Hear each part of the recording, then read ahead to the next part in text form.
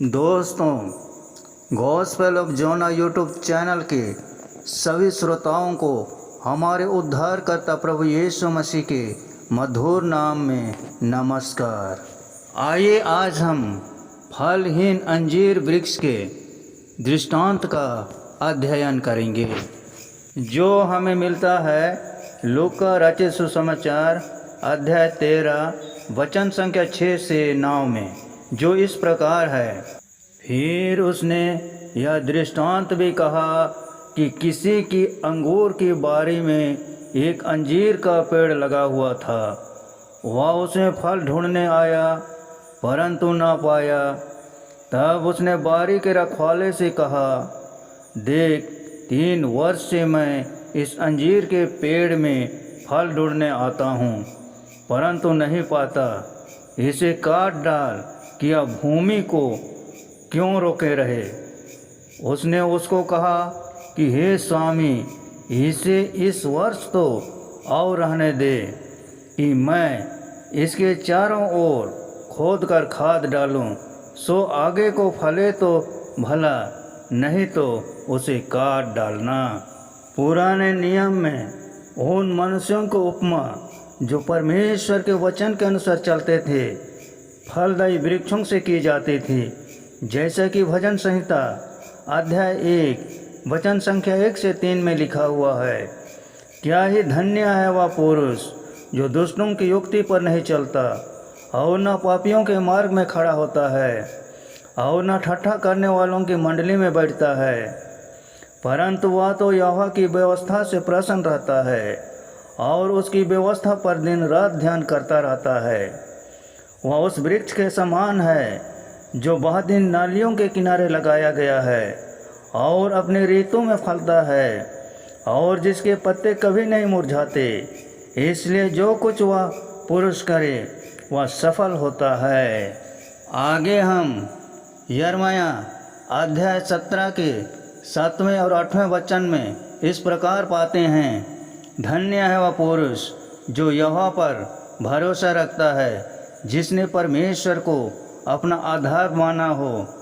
वह उस वृक्ष के समान होगा जो नदी के किनारे पर लगा हो और उसकी जड़ जल के पास फैली हो। जब धूप होगा उसको ना लगेगा, उसके पत्ते हरे रहेंगे और सूखे वर्ष में भी उनके विषय में कुछ चिंता ना होगी, क्योंकि वह तब भी फलता रहेगा। मसीही जीवन में आत्मा के फलों के बिना हम विश्वास की गवाही बन नहीं सकते। प्रभु यीशु मसीह ने फलहीन जीवन के संबंध में स्पष्ट कहा है कि जो डालियां फलती नहीं वे काटी जाती हैं और आग में झोंक दी जाती है। यूहन्ना अध्याय 15:2 और मत्ती अध्याय 7:19 के अनुसार आत्मिक फल ही सच्चे मसीही होने का प्रमाण है। मत्ती रचित सुसमाचार अध्याय 7 के 20वें पद के अनुसार, सो उनके फलों से तुम उन्हें पहचान लोगे। इस दृष्टांत के माध्यम से प्रभु यीशु मसीह मसीही जीवन में आत्मिक फलों की आवश्यकता लोगों को बताना चाहते हैं। वह यह भी बताना चाहते हैं कि लोग परमेश्वर की दया और धीरज को तुच्छ न समझें एवं अवसर को बहुमूल्य जानकर पश्चाताप करें, क्योंकि इसके बाद निर्धारित समय पर परमेश्वर का न्याय निश्चित है। दाग की बारी में अंजीर का वृक्ष होने का अर्थ है कि वह वृक्ष उपजाऊ जमीन में रोपा गया था। खाद, पानी एवं इसकी देख रेख आदि में कोई कमी नहीं थी। फिर भी यह फलहीन था, जिससे यह स्वामी के काम का नहीं था। इतना सब करने के बावजूद वह वृक्ष फलहीन था, परंतु फिर भी स्वामी ने धीरज रखा और उसके फलने की आशा रखी। किंतु अंत में उसने अपने धीरज का निश्चित समय निर्धारित किया कि यदि उस समय तक भी वह वृक्ष फल नहीं देता है तो वह काट डाला जाएगा। इस दृष्टांत के द्वारा प्रभु यीशु मसीह ने उन इस्राएलियों को इशारा किया है जिन्हें परमेश्वर ने प्रतिज्ञा किए हुए संपन्नता के देश में रखा था एवं उन्हें सब सुख सुविधाएं उपलब्ध कराई थी।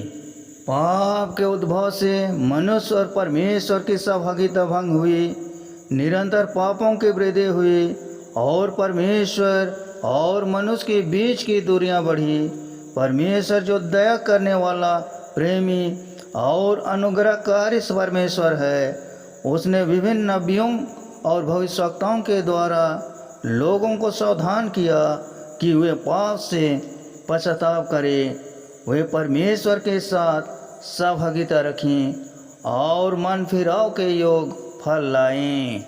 संपूर्ण संसार में विशेष रूप से इस्राएली परमेश्वर के चुने हुए लोग थे, जिसे परमेश्वर ने वाचा बांधे थे कि वे उनके लोग होंगे और वह उनका परमेश्वर होगा।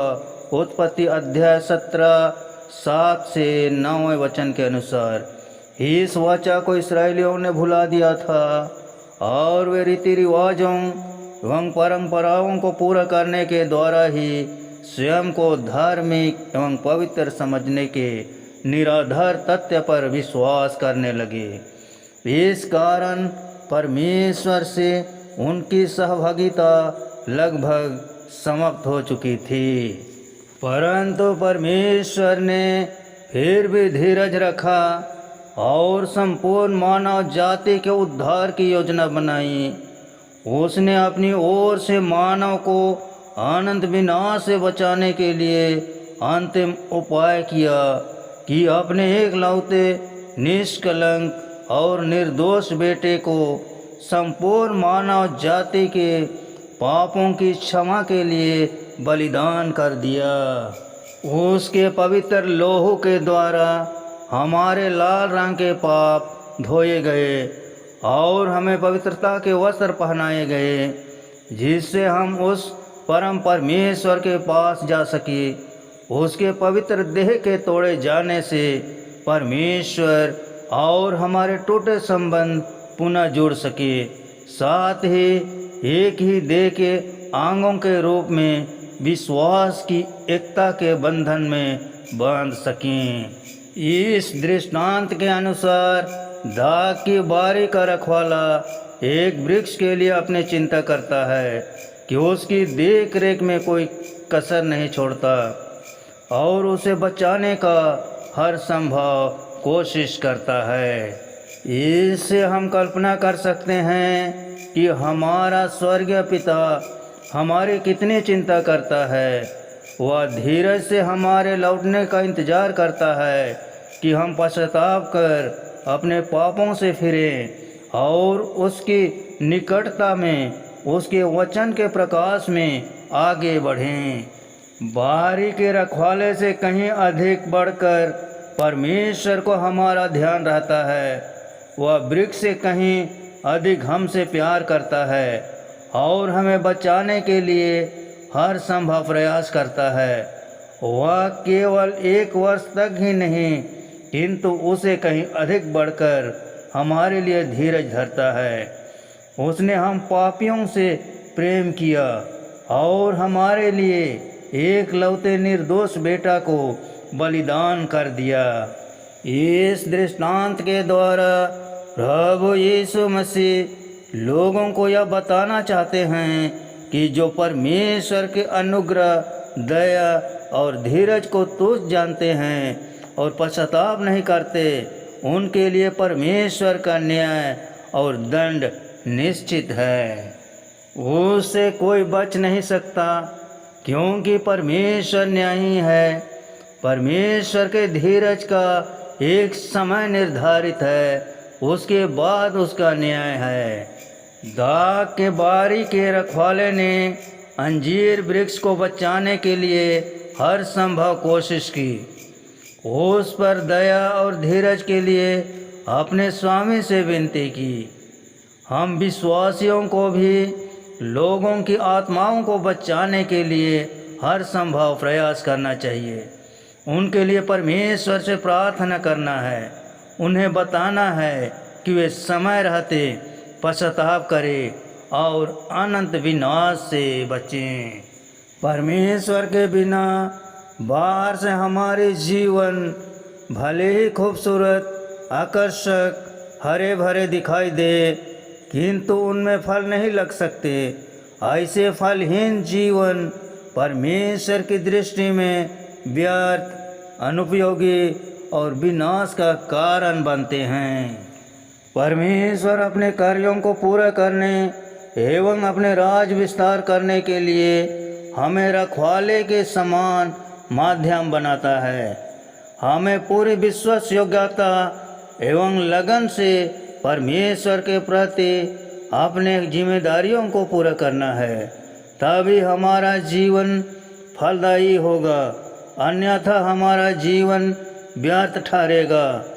हमें भी अपने परिवार, संबंधी, समाज एवं अन्य लोगों की आत्माओं को बचाने के लिए प्रार्थना के हर संभव प्रयास भी करना है।